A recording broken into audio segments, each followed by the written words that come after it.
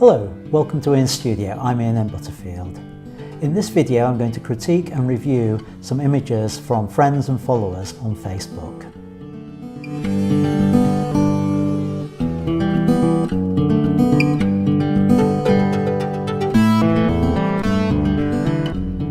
A couple of days ago I posted on Facebook asking if any of the friends and photographers I know wanted to have their images critiqued. I had a response from a few photographers, and in this video I'm going to go through 3 images from the photographers who responded, and then in a subsequent video I'm going to go through a 4th image by photographer Andy Callan in a bit more detail with that one, because I want to show an alternative way of post-processing it. So, moving on to the first image in this critiquing. It's by Philip Antrobus and it's of model Carla. First thing I want to do is look at the EXIF data, the shooting information. And I've expanded that on the metadata tab, and I've said EXIF and IPTC, so I can see all the information on here. Now, there's a few interesting things about this. First of all, let's have a look at the choice of settings that Philip made with this. I like the fact that he's chosen to go with his nifty 50mm lens, and he's used that so he can get this really shallow depth of field at f1.8. He's put the ISO up to 200. Now, I don't know the Nikon range too well, but I suspect that's actually the lowest ISO. It certainly was with quite a few of the Nikons, which is the correct decision. You want to try and keep these sorts of images as smooth as possible and as little noise as possible. He's been working in manual mode to set the exposure for this, and he's 1/3200th of a second at f1.8. And at first glance this looks a really nice image, but if we look a little bit closer at it we can see there are 1 or 2 problems. But before I get into that, let's just look at the positives on this. He's working with a great model here in Carla, really nice pose, relaxed pose. I like the way that Philip's used the diagonals along here to make it a strong image. Nice relaxed pose, and the colour of the outfit and the colour of the background complement each other. So these muted grey tones work really well together in the composition here. If I have a criticism and a problem with this, it's probably down to that very shallow depth of field. Philip, there's a problem with using a shallow depth of field, and that is you have to be absolutely critical with your focusing. And now I can see on this image, if I zoom in on Carla's face, we can just see that the image is just a little bit soft. The eyes aren't quite in focus. Now, at screen resolution, this probably wasn't noticeable, but if you were to have a print made of this, that would become very noticeable. Let's just have a look at where the area of focus is. I don't know whether you can see it at this resolution at full screen, but just in front of Carla, along the line where these the stones join, that appears to be in sharper focus. Let's just zoom in. And there we can see it quite markedly. The focus point is here, just in front. That's much sharper than further back towards Carla. Again, focus is in line with the hand here. And further down, again, we can see the line of focus coming along here and in line with the feet. So when we zoom out, if we think of the focus point being in a line, vertical line with the hand there, it's going to be just that little bit in front of her face, which accounts for why she's out of focus. So f1.8 is great for the background, but you really need to be absolutely spot on with the focusing. The trick with something like this is to use focus recompose. Put your focus point over her eye half press the shutter release if you're using focusing that way, and then recompose the image. There is always a danger when you do that recompose that the move of the camera changes the focal plane, and that's also a possibility of what might have happened here. On the whole, nice image, but you need to watch your focus points, Philip. Thanks for submitting it to me. Let's look at the next image which was submitted, and this is one of two young footballers by Julie Mallinson. And again, as I did before, let's have a look at the settings that Julie has chosen with this. She was working in shutter priority mode. Now that's an excellent choice, Julie, for sports photography. You need to keep your shutter speed high to be able to freeze the action. So working in shutter priority, and she's chosen 1/800th of a second. Now that's going to be really easy to hand hold. That's going to freeze just about all the action that you're going to get. She's chosen a relatively high ISO, 400, not so high that it's going to introduce a lot of noise or grain. So again, good choice of setting there. And the lens that she's using, 55 to 250mm lens. Again, great choice for sports work because you've got you're going really from medium telephoto to telephoto on there. So a nice range to be able to bring the viewer close into the action. Let's have a look at the composition on this as a whole. Julie's obviously taken the shot at the point where the two boys are scrapping over the ball, and we can see the determination on this chap's face as he's determined to get there and kick the ball before his competitor does. And that's a lovely point that you've caught it at exactly the right moment there. If there's one thing I would change with this in terms of the composition, that's a very slight crop in post-production. So I'm just going to hit the R key for cropping, and that takes me into the develop module. And I would just crop out this little bit of busyness right at the very top because it's dragging my eye away, and I don't think it really adds that much to the image. And again, it's down to personal taste, but I would probably balance that up by just taking a little bit off at the bottom there as well. R again to come out of cropping mode. And I think that's just a little bit stronger and helps us concentrate on the two boys in the image.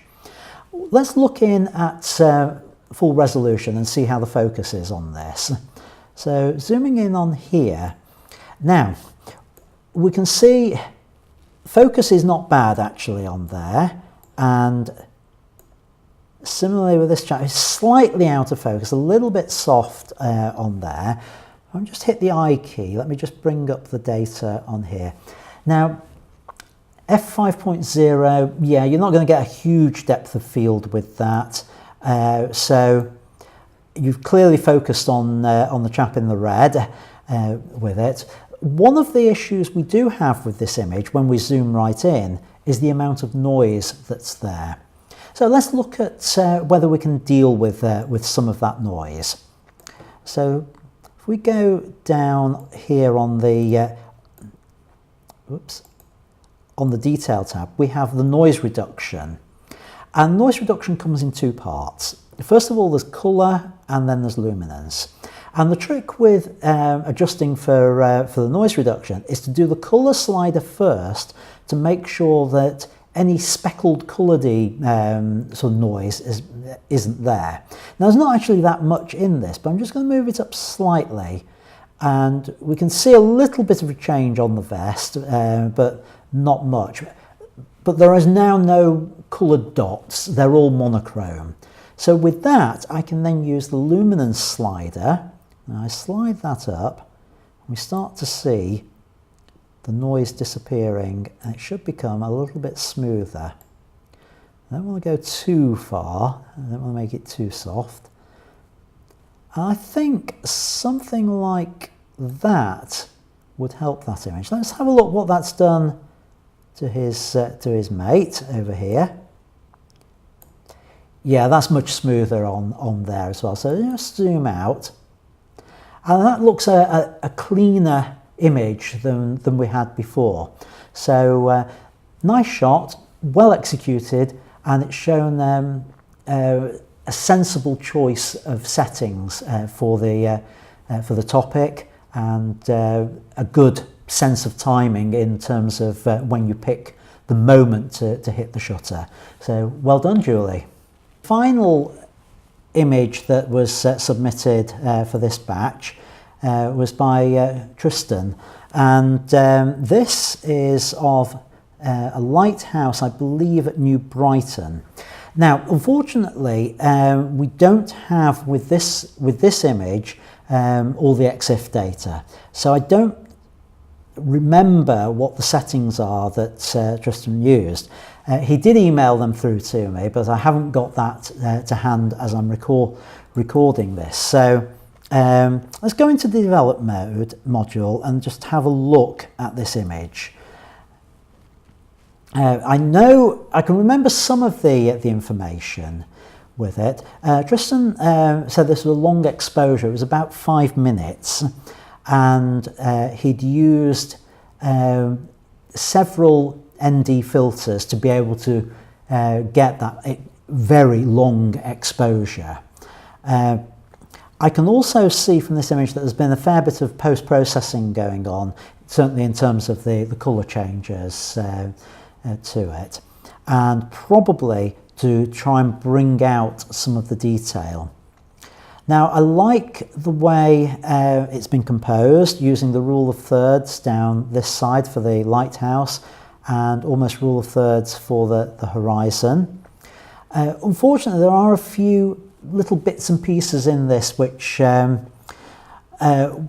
would pay more attention to. If we zoom in, we can see these little blobs of dirt on the image, and there's quite a few of them around, and it's worth just spending the time with the spot cleaning brush, the spot removal brush, which is either Q or clicking on the icon there. I'm using the left square bracket to bring the size of the brush down, which will bring it down to about that sort of size, and I can then just go over these and remove them, because they are actually visible on the full image. If I zoom in elsewhere, I'm holding the space bar down so I can start dragging the image around. Because of the nature of the image, we can start to see some dirt on the sensor too. Little spots here. There's a few of them around within the image. Yeah, certainly down here we can start to see more. Again, let's just bring that brush size down a bit, and we can get rid of those. Now, I'm not going to go through the whole image doing all of that. I think one of the problems that this image has is the halo effect down here.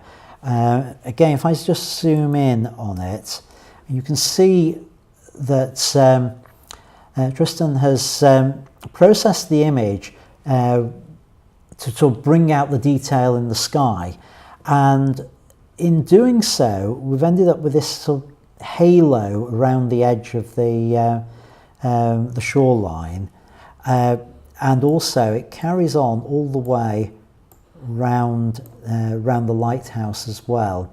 Now, when the image is in full screen, that's not quite so noticeable around the lighthouse, but it really is down this side here. So I just pay a little bit of attention to that. I suspect if this was put into a competition, that sort of thing would get picked up on there, and that's really all I want to say about this, other than that, nice composition, nice concept, and personally I'm not so sure about the purple cast to it.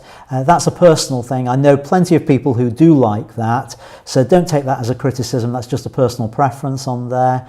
But watch the dirt on the sensor and watch these halo effects when processing. Without having the original file, it's difficult to know what could have been done to avoid the halos and to give you some advice on that. But nice idea, nice concept. I hope the comments I've made on that are useful to you. Thanks for watching this video cast. I hope the critiques of the 3 images you've seen have been interesting and useful, and that the insights into them are helpful. Hopefully some of the Lightroom techniques have been helpful as well. So if you enjoyed this video, please subscribe to my channel. Please share the video with friends, and stay tuned for future videos. Thanks for watching. This has been an in-studio video presentation by Ian M. Butterfield. All content and photographs are copyright their creators and may not be reproduced without prior permission. For more information, including how to subscribe to this and other videos, please visit www.ians-studio.co.uk/videos. Thank you.